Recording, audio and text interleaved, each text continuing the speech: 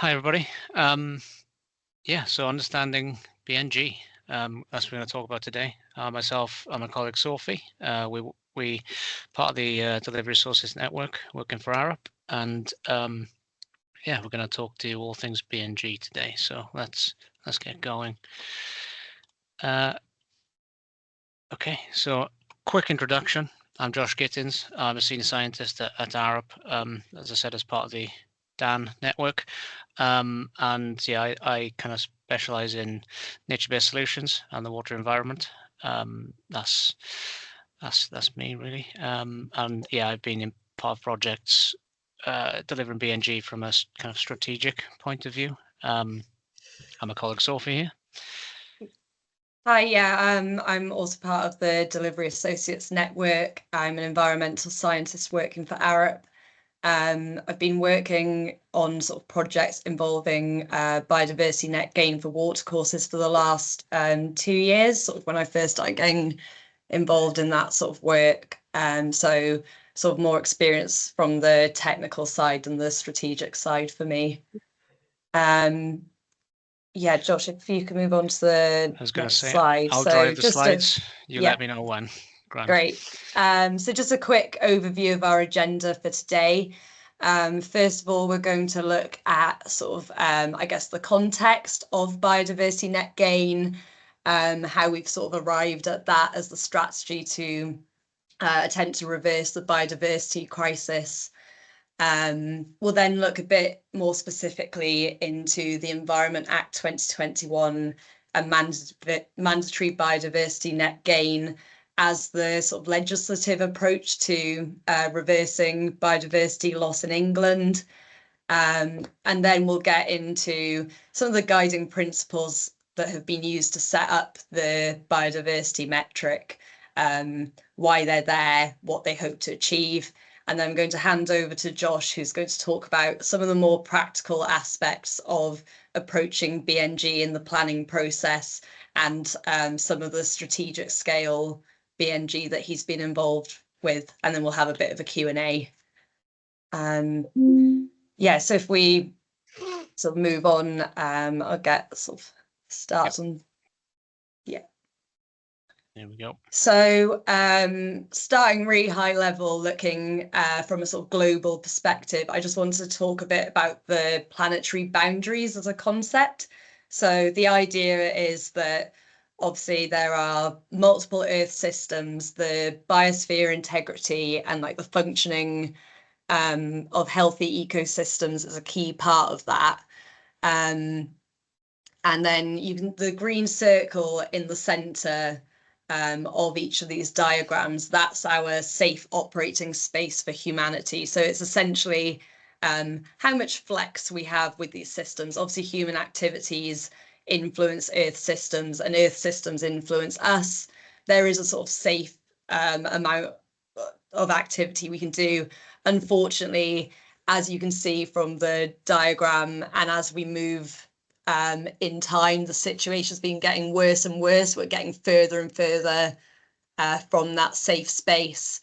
And it really is like the Earth is sending out these SOS signals for danger, and the loss of biosphere integrity is really threatening the human species now. So it's not looking great from a global perspective. Some of you might be aware that COP16 has just taken place, which is the UN conference on biodiversity. So it'd be really interesting to see what the outcomes are from that. Now I just want to sort of bring it to what the state of nature is like for the UK. I've drawn out some statistics from the 2023 State of Nature report, which is sort of a high-level overview of how different habitats and species are doing in the UK. They use 1970 as their baseline and measure against that, because that's when data on habitats and species started becoming more robust. But I think it's really important to highlight the fact that by 1970, we'd already gone through industrialization, intensification of agriculture, and urbanisation, and these were all massively contributing factors to the decline of nature in the UK. So we were already in a bad place by 1970, and then since then we've declined by 19%, and we're seeing 1 in 6 species threatened with extinction. But there's now an opportunity for planning and development to actually contribute positively and sort of reverse this trend that we're seeing. So I think that's really positive. So yeah, I just want to introduce the concept of biodiversity net gain. So it's an approach to development that aims to leave the environment in a measurably better state than before the development took place. So it needs to be sort of demonstrable and supported by data. I've got a really nice graphic here from Making Space for Nature Kent, which I think summarises it nicely. So at the top, we've got development resulting in net loss, which is the situation I was kind of talking about on the last slide. Over time, we moved into no net loss being the sort of gold standard, but this wasn't really sort of enforced across the board. But it was regarded as best practice. So the idea being that you replace anything that's lost, and that means that you're in equilibrium in theory from the point at which you started prior to development. We've now recognised that maintaining the status quo isn't really good enough because of the point we started from and how degraded nature is in the UK. So now net gain has become the gold standard and what we essentially need to aim for to get to a better place with this. On the next slide, I just want to talk about, I guess, the development of BNG legislation, and this is for England. BNG, mandatory BNG is specific to England. In Wales, it's net benefit for biodiversity, which is it's rooted in the same concept, but slightly different approach again. So in 2018, the government released their 25-year environment plan, which the idea of that was to improve the environment within a generation, so 25 years. The Environment Bill 2019 was intended to essentially legislate for some of that and support those goals.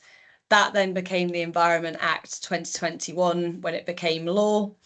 In that sort of interim period between November 21 and February 2024, DEFRA and Natural England have been working on iterations of the biodiversity metric and guidance on how to assess for biodiversity net gain.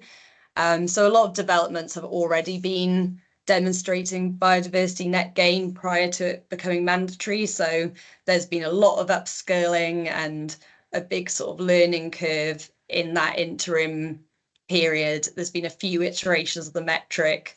And then we arrived in February 2024, and that's when BNG became mandatory for all major developments falling under the Town and Country Planning Act in England.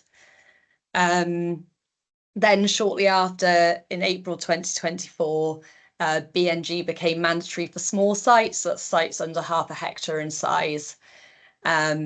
The next big milestone is going to be in a year's time, and that's when BNG will apply to nationally significant infrastructure projects. So I think that's going to be really interesting when we start to see BNG being applied on really large scale developments. So yeah, looking forward to that. So yeah, looking specifically at what mandatory BNG is. So we've kind of looked at the concept of BNG, but yeah, what does mandatory BNG actually seek to enforce? So it's a compulsory planning condition for developments in England to deliver a minimum of 110% biodiversity relative to the site baseline, and for this to be maintained for 30 years. So you can see it's very like quantitative in its outlook. So the 110% aspect is recognizing you need to maintain 100% being your baseline and get 10% on top again to get the gain aspect.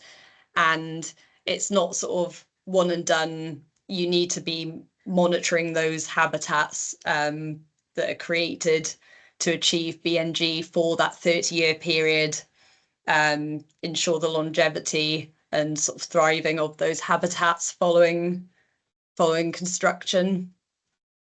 Yeah, so if we move on to the next slide, this is just to sort of give you some insight into the interface of the metric. So this is what is used to assess net gain. So you'll input your baseline information, and that tells you what your baseline biodiversity units are.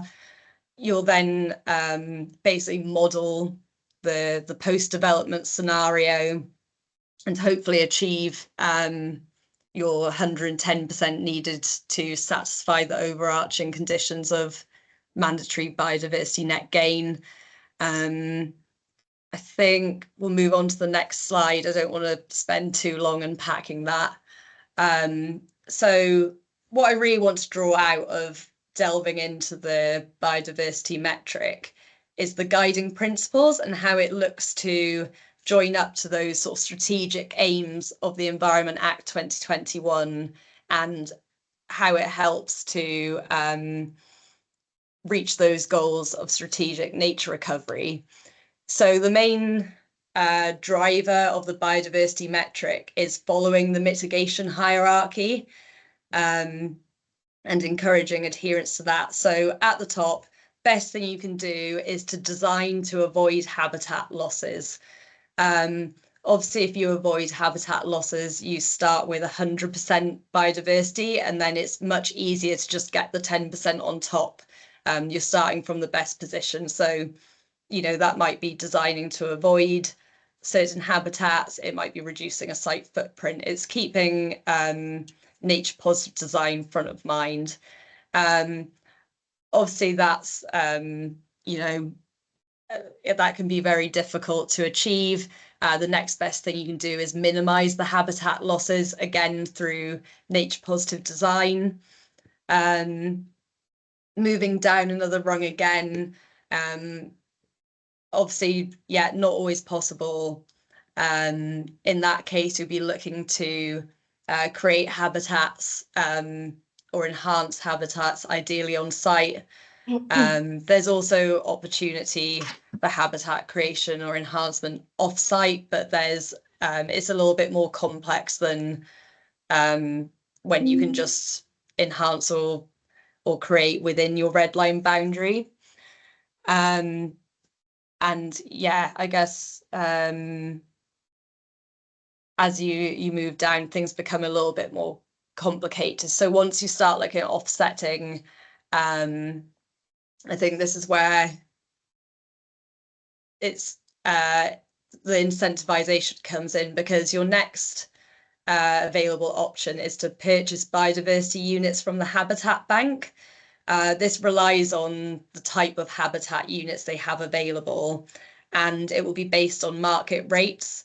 If you are able to create or enhance habitats on site, the costs associated are sort of design, planning and capital costs. Once you're sort of purchasing units on the market, it is determined by market rates. The last resort, if say the habitat bank doesn't have the correct habitat type units available, would be to purchase statutory biodiversity credits from the LPA. These are quite costly because you need 2 credits to account for 1 unit of loss. So a watercourse credit is £230,000.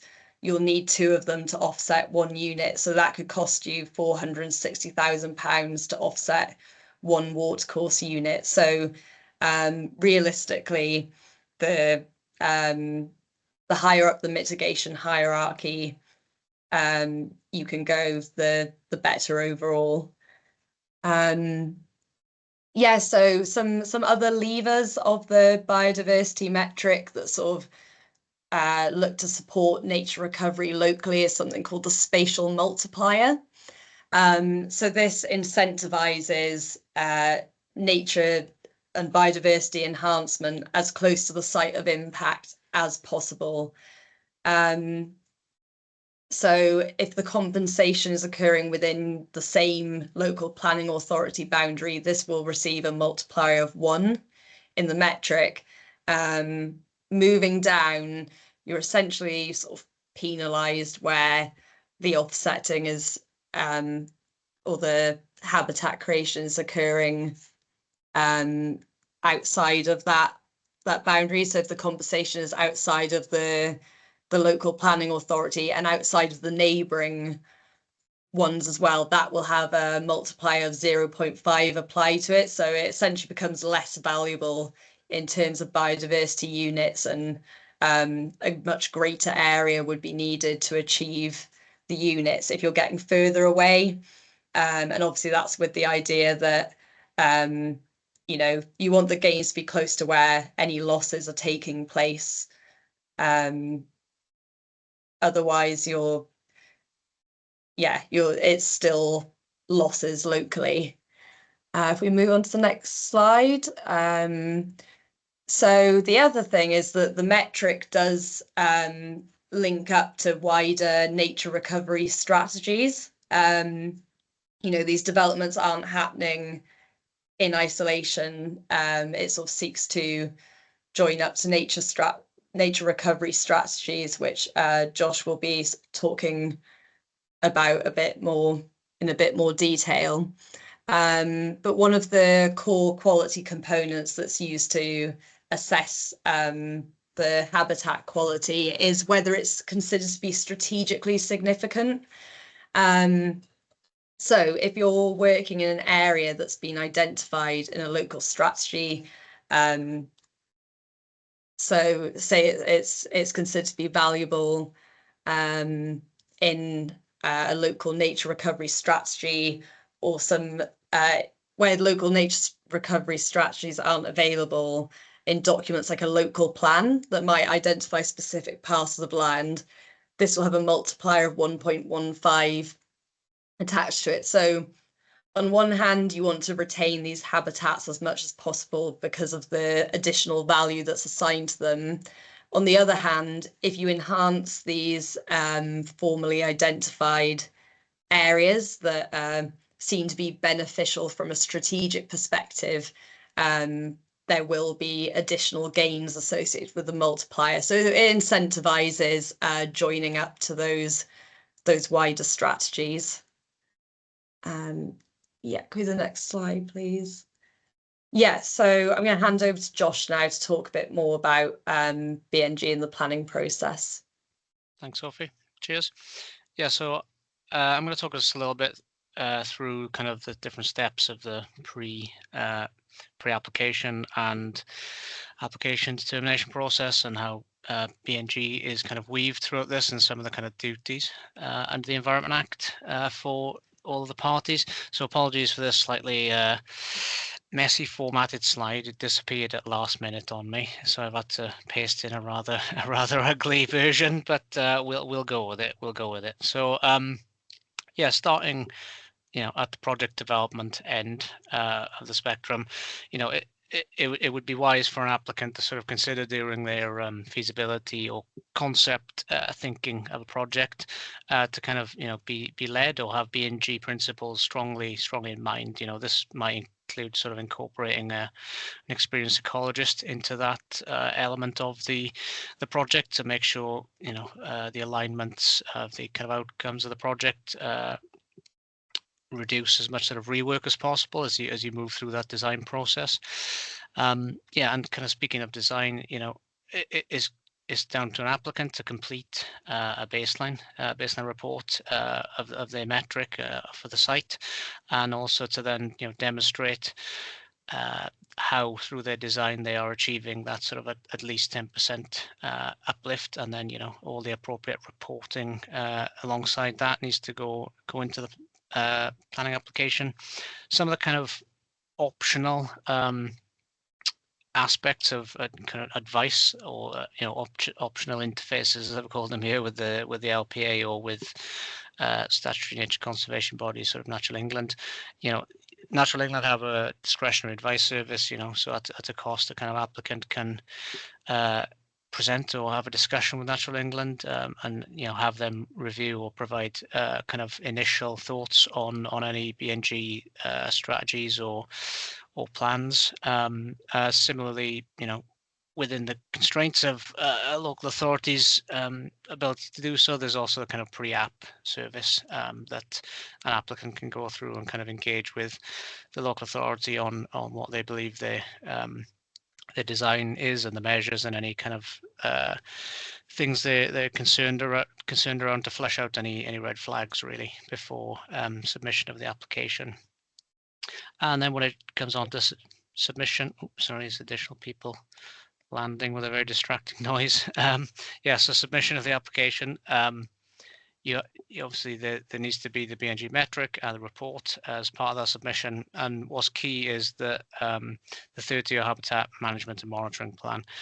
Those all need to be packaged up and submitted alongside the application, and then the local authority kind of ecologist, or if they have sort of in-house BNG expertise, will review all this information to ensure it's there, and also kind of ensure that the monitoring and management plan is appropriate, sufficient, and able to be secured. I've just popped a link there at the bottom right hand side for a Natural England template that they provide for the HMMPs.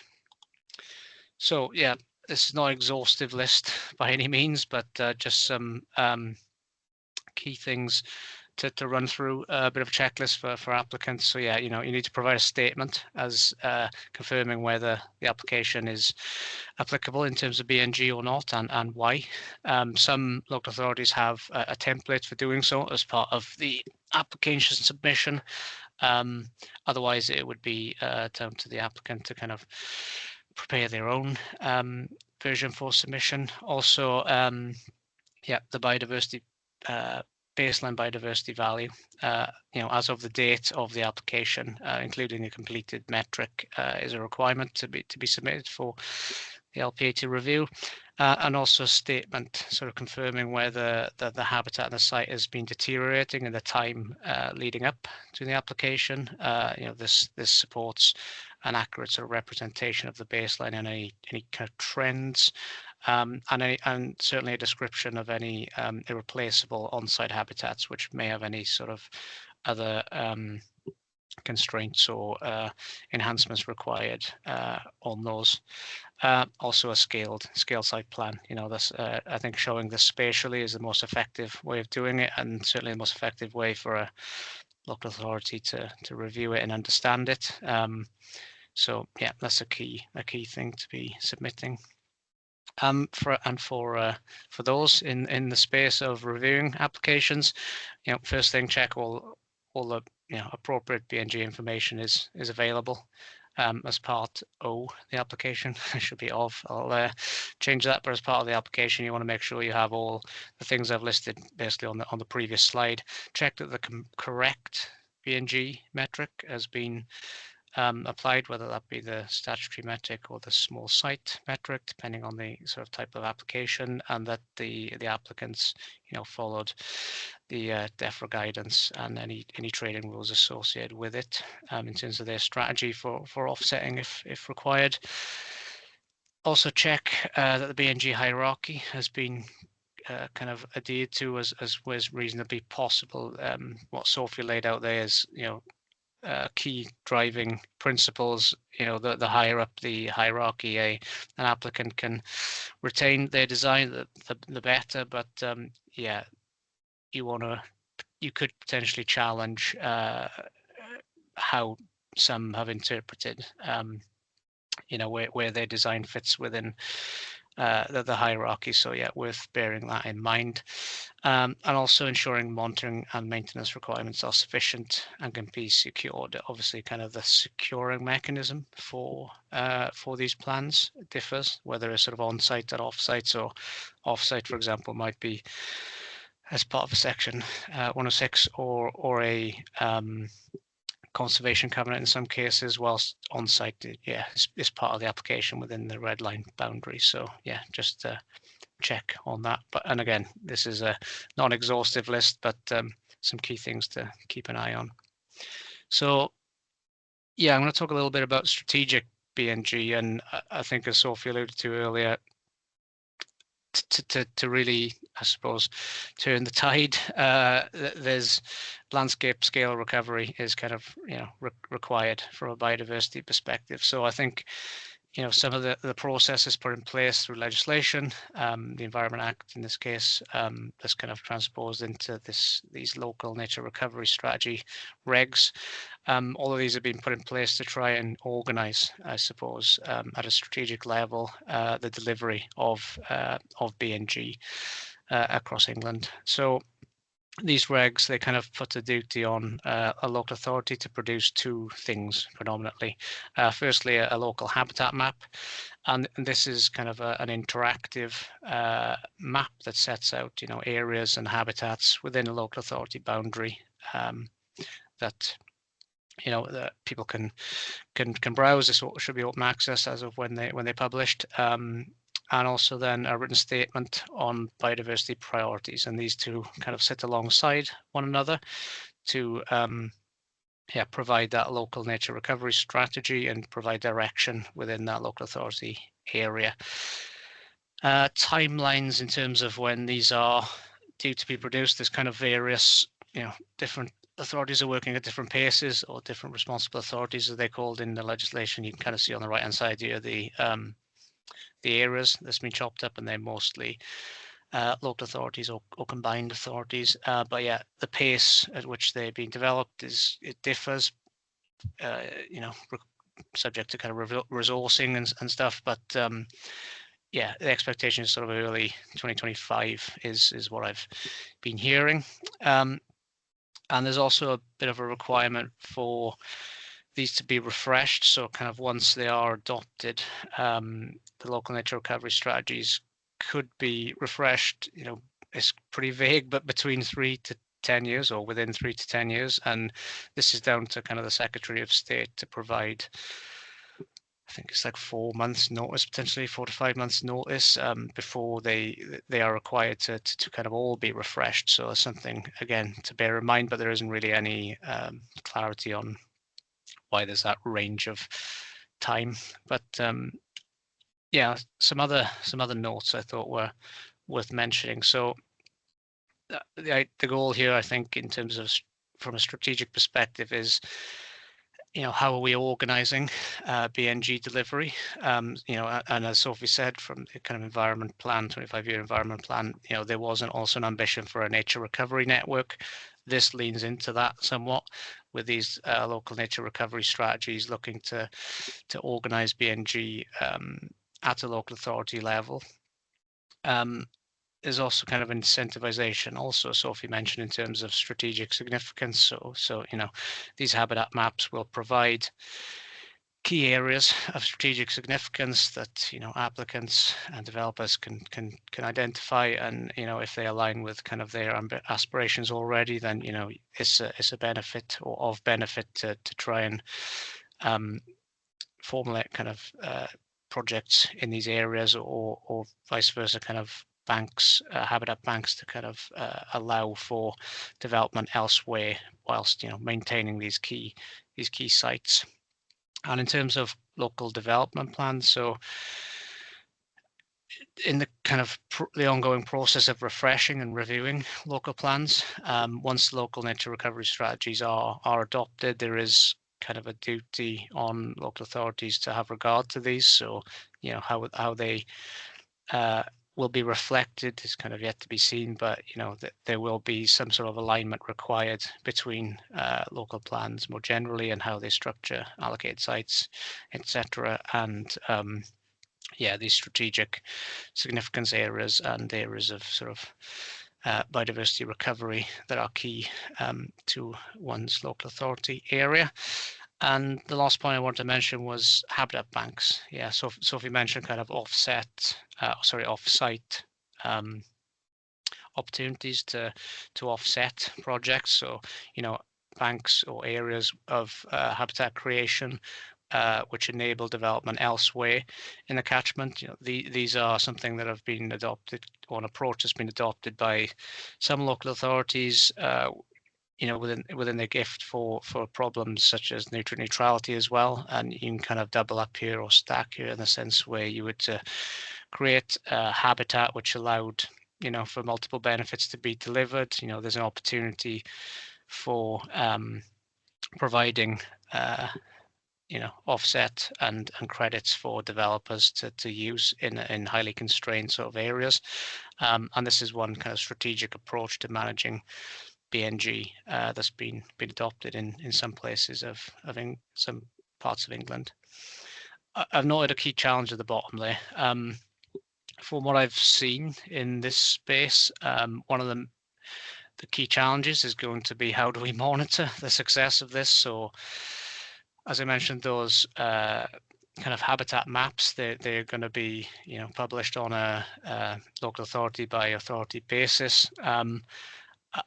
But there isn't really any sort of government steer or any kind of foresight around how they could knit together, or how you're gonna manage things across boundaries, and also how you keep track of how you're satisfying sort of strategic significance areas within the local nature recovery strategy as applications for projects come in and are accepted and monitoring plans are kind of in place. How do you cross-reference all these bits of information and have the ability as a local authority to be able to sort of check off that we've been able to coordinate BNG. So that's one of the key challenges I see in this space around the delivery of BNG at a strategic scale, but we'll get there, I think.